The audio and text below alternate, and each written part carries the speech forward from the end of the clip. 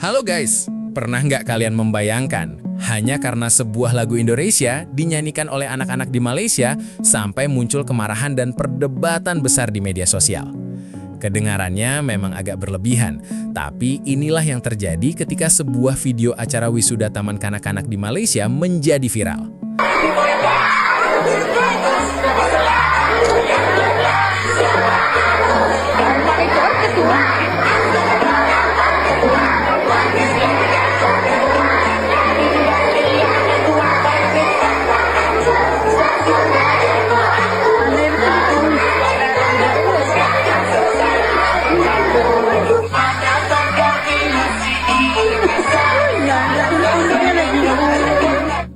Dalam video tersebut, anak-anak terlihat begitu semangat menyanyikan lagu yang sedang populer. Namun, bukannya semua orang merasa terhibur, sebagian wartanet Malaysia justru dibuat panas. Ada yang menganggap anak-anak di negaranya sudah terlalu terpengaruh oleh budaya dan konten dari Indonesia. Bahkan, muncul komentar-komentar yang menyebut generasi muda mereka mulai kehilangan identitas karena terlalu sering mengonsumsi hiburan dari negeri seberang. Waduh guys, sampai segitunya? Yang lebih menarik, fenomena ini kemudian memunculkan reaksi yang jauh lebih ekstrim. Beberapa pihak bahkan mengajak masyarakat Malaysia untuk mengurangi atau memblokir konten-konten kreator Indonesia.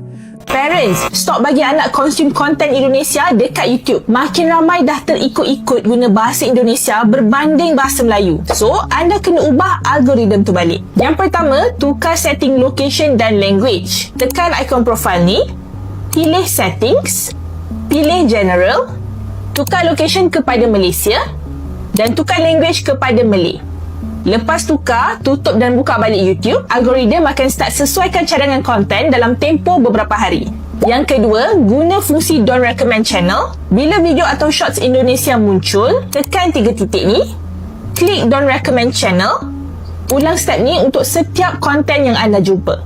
Kalau masih jumpa, elakkan marah atau larang anak berlebihan. Guide anak untuk faham perbezaan penggunaan perkataan untuk kedua-dua bahasa sambil tonton, sambil belajar. Ketiga, gantikan screen time dengan aktiviti lain. Boleh cuba ajak anak main Lego, melukis dan mewarna, baca buku cerita bahasa Melayu, tolong masak dengan family, bermain dekat luar rumah dan buat aktiviti pendidikan yang interaktif. Parents kat luar sana, ada tips lain tak yang boleh bantu kurangkan Gara-gara aku pengaruh sama sinetron, jadi gini. Sayanya pergi ke kedai makan di Indonesia kemarin. Aku pergi di Indonesia, saya pergi ke Indonesia kan. Lepas tu, saya ngomong sama mbaknya, mbak, sayanya mau sudu mbak. Lepas tu mbaknya, sudu apa itu? Oh enggak mbak, aku bilang, oh enggak mbak, enggak, cangkul. Mbaknya bilang, kenapa cangkul? Tak kaget mbaknya. Lepas tu aku cakap, bukan cangkul ya mbak. Jadi kawanku kata, bukan cangkul, tapi sendok. Lepas tu aku cakap, maaf mbak, tapi akunya nonton itu sinetron, katanya itu cangkul. Yang ini apa? Ini sendok. Bukan, ini cangkul. Ya gara-gara aku terpengaruh sama sinetron, jadi aku pun cakap sama mbaknya, ini cangkul. Konten Indonesia dianggap semakin mendominasi media sosial dan terlalu kuat mempengaruhi penonton Malaysia. Tapi tunggu dulu, kalau memang konten Indonesia dianggap biasa saja, kenapa harus sampai repot-repot diblokir? Bukankah di dunia hiburan dan media sosial, penonton selalu punya pilihan? Kalau sebuah konten tidak menarik, orang tinggal melewatinya. Sesederhana itu. Namun ketika semakin banyak orang justru membicarakan, mengkritik, bahkan menyerukan pemblokiran, efeknya kadang malah berbalik. Orang yang sebelumnya tidak tahu malah jadi penasaran. Memangnya konten Indonesia apa yang sedang ramai? Dan akhirnya mereka mencari sendiri. Disinilah ironinya, semakin dilarang, justru semakin banyak yang ingin melihat. Algoritma media sosial pun tidak mengenal batas negara. Kalau sebuah video menarik, lucu, unik, atau sedang viral, algoritma akan terus menyebarkannya kepada orang-orang yang dianggap tertarik. Indonesia sendiri memang memiliki ekosistem kreator yang sangat besar. Setiap hari selalu ada tren baru, musik baru, komedi baru, podcast, live streaming, sampai berbagai fenomena absurd yang tiba-tiba viral dan dibicarakan jutaan orang. Korang tengok ni, geram anak asyik cakap bahasa Indonesia. Wanita ini suruh nyanyi lagu negaraku sejak kali tersasa. Biar reti sayang negara sendiri. Ya doh, budak-budak zaman sekarang kuat sangat weh. Tengok konten Indonesia lagi-lagi dekat tahu butang merah tu, YouTube tu. Aku kan, ya pak, baik kak. Ya pengen sekali. Tapi jujur lah, aku pun ada juga tengok konten Indonesia ni. Lagi-lagi kat YouTube tu dia buat short film yang kartun tu. Rasa macam, aku tak tahu lah apa tarikan.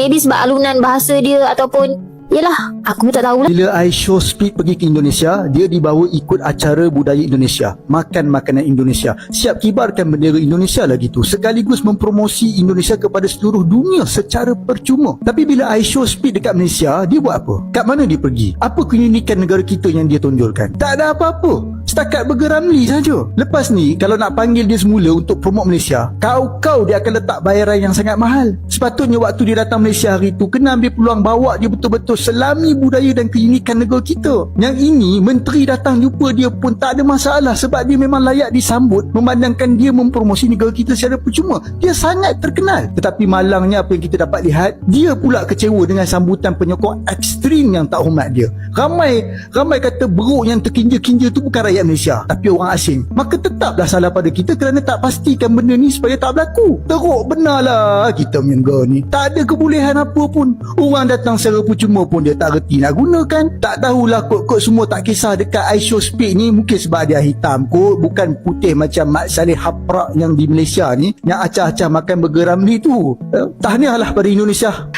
Kurang-kurang sikit tengok konten Indonesia tu. Jangan terbawa-bawa dalam cerita awak tu dengan bahasa Indonesia salah. Sementara itu, di suatu dimensi yang lain, I'm not Indonesian but lu kayak tai.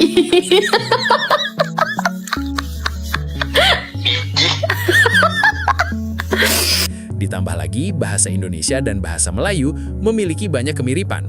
Penonton Malaysia bisa memahami sebagian besar konten Indonesia tanpa harus menggunakan subtitle. Begitu juga sebaliknya.